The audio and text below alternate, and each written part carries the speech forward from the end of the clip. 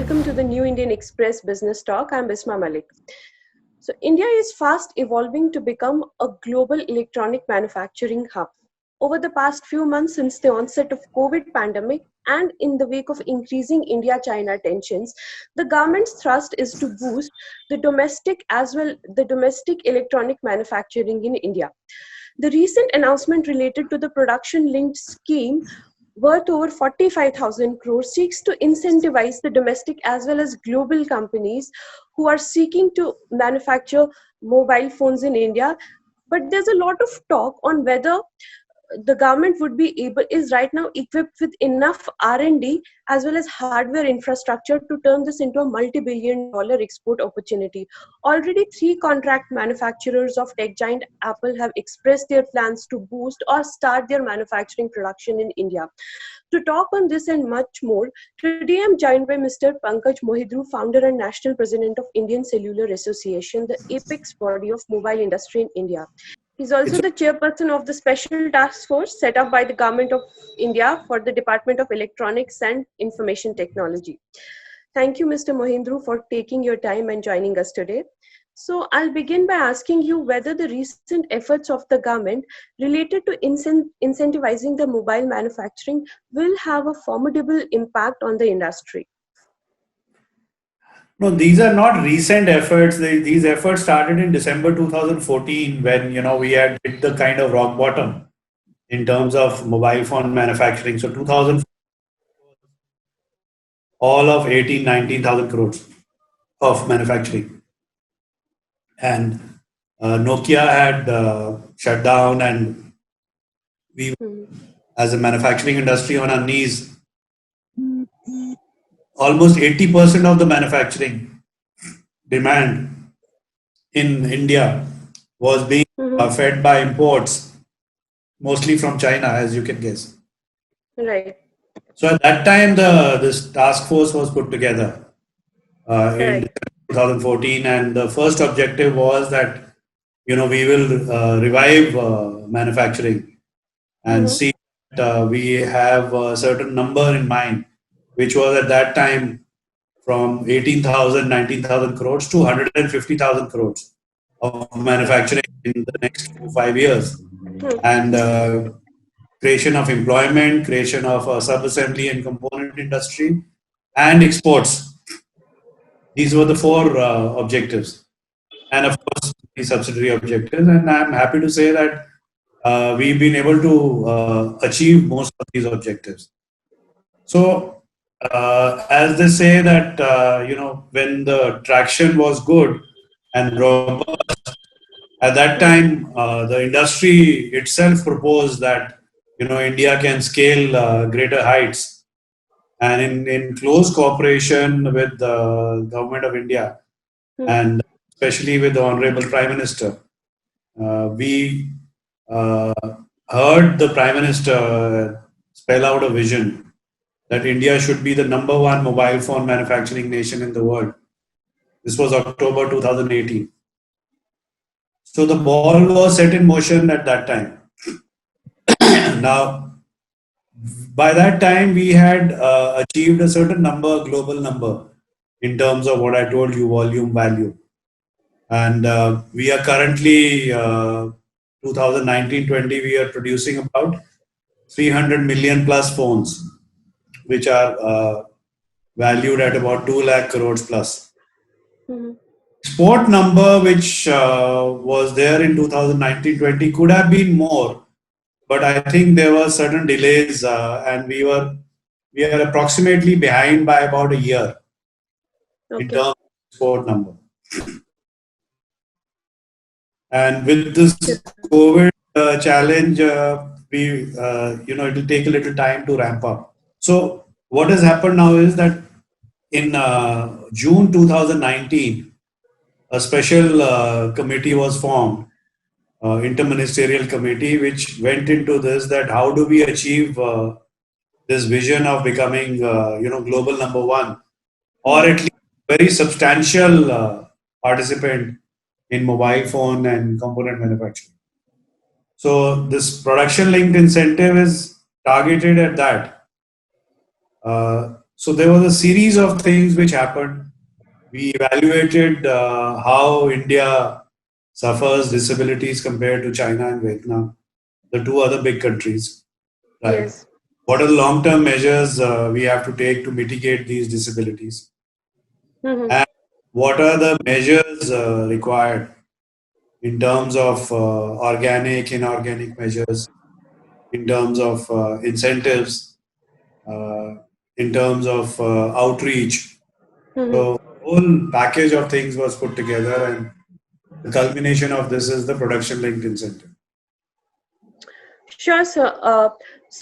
But in a recent report by ICA in collaboration with EY, it talks about, India being able to, or it should be at least able to woo the top five global brands, right, in the mobile handset industry, There are right? only top five global brands only. Yes.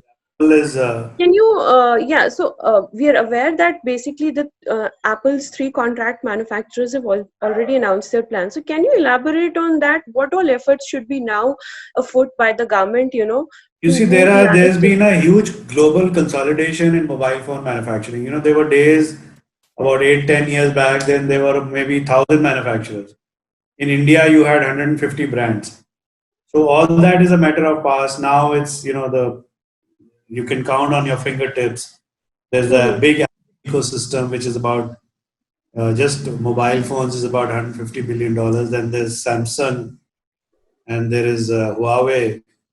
Then a few other Chinese companies, essentially Oppo, Vivo, Xiaomi. Yes.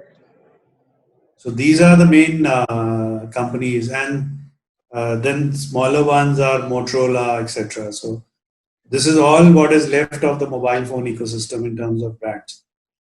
So uh, the not so encouraging thing was that when this growth was happening in Indian manufacturing, the Indian brands wilted, Mm-hmm. and including some of the bigger ones. So the strategy was a double strategy, that we invite the global companies to come to India, participate in value chains, export to the rest of the world, and take whatever share of the Indian market, and at the same time build a strong Indian franchisee also, which is that you build strong Indian companies in the entry level segment, which is up to 15,000 rupee product Yes. segment.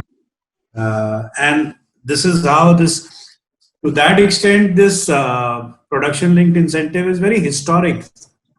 Mm-hmm. Because the first time this recognition has happened that India can become a global leader in entry level products. Now, what is Right. the is Bisma in this? India is a large consumer of entry level products in terms of Sure. volume. Hmm. Like we have 18% of the world population. So naturally we consume, say, 18% of the world rice, wheat, etc. So food grains. And similarly, seen the great success of motorcycles. Mm-hmm. India is a very two-wheeler consumer. India is a large entry-level car producer. Okay, automobiles is a separate matter. We are still a long way to go. So with that hypothesis, we thought that India will be a very large and is a very large consumer of feature phones and entry-level smartphones. Right. So this 330 million, which is about 16% of the global volume, is after all consumed in India, and that we can have a larger play in that. Right. So the twin strategy, which is Indian companies produced entry level products for the world Mm-hmm. with very large export, Hmm. essentially. So So the are you? Hmm. objective is So that we scale up to $190 billion, which is around export. 40 lakh crores of manufacturing by 2025. Uh, Okay. Now, with this, what happens is that 600 million phones out of this will be exported, and 400 million phones Okay. will be consumed in India. We presume that by 2025, India's consumption Hmm. will be about 400 million phones, which is a very realistic number. The values are like this: that 400 billion phones we feel will be about 5 to 6 lakh crores of value, and Mm-hmm. export will be about 7.5 to 8 lakh crores of export. It's a large, it's going to Yes. be a market. Yes, The sir. scaling up to $80 billion domestic market looks very challenging now, especially Hmm. with keeping in mind what is going on with COVID. Hmm. But I think that's where another strong focus has to be there, that how do we build this market to this level? Sure. Export will depend on global value chains exporting to rest of the world. And we are not talking about exports to only Africa, etc. We are talking about the top, first world countries like North America, Europe, because this growth led by Apple and Samsung and others Hmm. necessarily will be in the high end markets. Sure. Yes, sir. And and also there's a very big entry level market in the world, especially with feature phones moving to smartphones. And maybe in the next few years we have Yes. will be almost extinct. So Correct. this is a very well thought out, very calibrated strategy, and uh, just the COVID disruption. Otherwise, I think things are on track as far as policy So, is so, concerned. sir, an important part of this strategy will, of course, be moving the supply chain, right? I mean, for the global brands I'm talking about, moving their supply chain from China to India, and also collaboration, as you earlier pointed out, collaboration with the Indian brands, right? Domestic brands. Do you think there are many? I mean, can you just explain to us what are the challenges right now, you know, or the hurdles faced by No, the industry so stakeholders? Yeah. see, these are individual ecosystems in itself. Hmm. The individual ecosystems have their own, vibrancy, and so broadly there are three segments: feature phones, entry to mid-level smartphones, and then high-end smartphones. So in feature phones, you see, which is a market which is not going to grow aggressively, we will be very well positioned, and I think in year and a half, 2 years, a lot of supply chain is moving to India already. Now, similarly, in the high-end smartphones, surprisingly, Hmm. the supply chain movement to India will be an easier thing, because uh, the components, semiconductors, etc., of segment is also largely Korean, Japanese, Taiwanese, American, and German based. These five nations produce a lot of components, and China, being the Middle Kingdom, assembles these products and then exports them to rest of the world. Of course, there's a lot of value gets added in China also, but that is not something which India cannot challenge. Uh, is happening, and I'd like to add here that we are not in a challenge game or anything like that. Uh, Trade, manufacturing, economics gets built like a game of golf, by improving your handicaps, and that's the game India has to be in. Hmm. Look at handicaps every day, look at your challenges every day, sort them out, improve as a economy, improve as a industry. Now, then there is a middle entry level to mid end smartphones. Yes. This is where moving the supply chain will be a little more challenging, Hmm. and India has to build core capabilities in this, which is products where there is a very solid franchise with China, which like rechargeable lithium, and now they have a very big play in display. So we will have to build these industries, and I always caution that we should not be in a one upmanship kind of a thing. It's a very gradual process, a calibrated process of building your capabilities, making people comfortable. First, creating the engine of growth, which is the mobile phone CPU, then the sub assemblies, and so on. There is no place to, create any uh, dissonance in this supply chain management. Supply chain management decisions are long term, and they are usually taken with a view where you have the lowest cost of manufacturing. And isn't that where basically China is dominating? I mean, the market, the global market overall, those mid-price smartphones, that's the sweet spot, right? Even when we, take in view the Indian customer, the trends we see in the consumer shopping behavior and all, that is where, as you said, that's where No, the so challenge is. China produces 72% of the world's mobile phones, right? We can't wish it away. It's with a lot of effort. Hmm. They have built a great economy over 2 decades, Hmm. and we need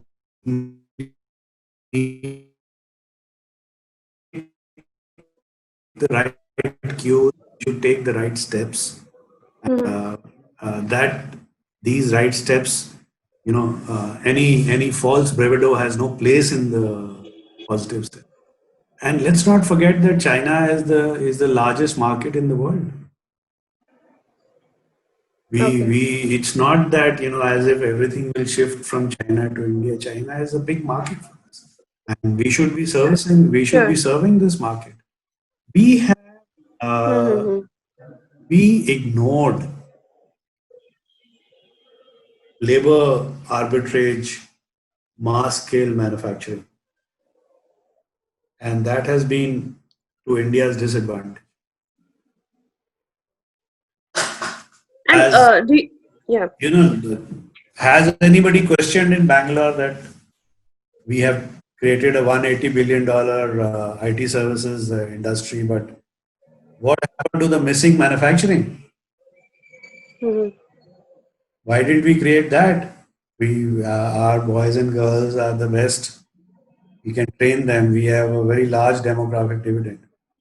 So this is something which, but a nation's life is a long life. So I think a stitch in time now even is most welcome. Hmm. And do you think the COVID, I mean, the COVID has a part to play in that? I mean, if there are goals which are set in terms of hiring more skill sets or, upskilling people and all, COVID has sort of delayed the entire process. What is the impact really like, due to COVID on this, on the electronics I think manufacturing? we lost so almost 50-60 days of manufacturing. Okay.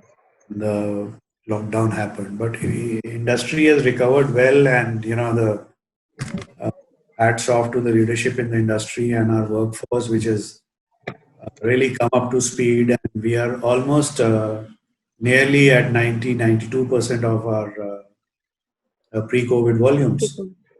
Obviously, there'll be some loss of opportunity because we were looking to hit a certain number in 2020-21, Yes. which we will be probably hitting about 8 to 10% lower than that.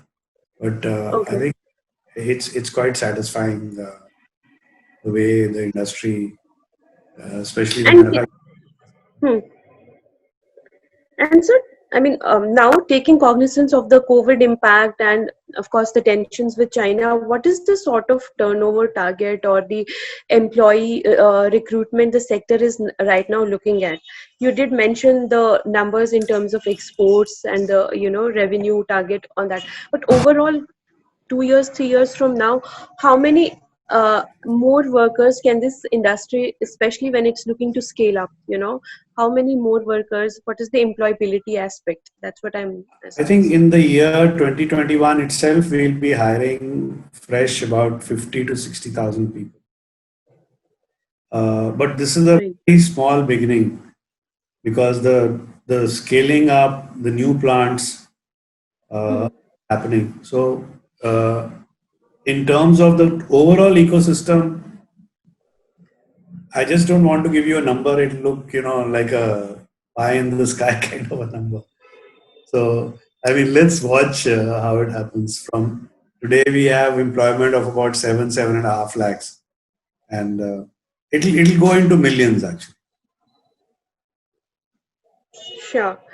But you think the skill set, the upskilling part, that is where the challenge is right now, as compared it to the IT services sector, where we have a lot of talent pool right now.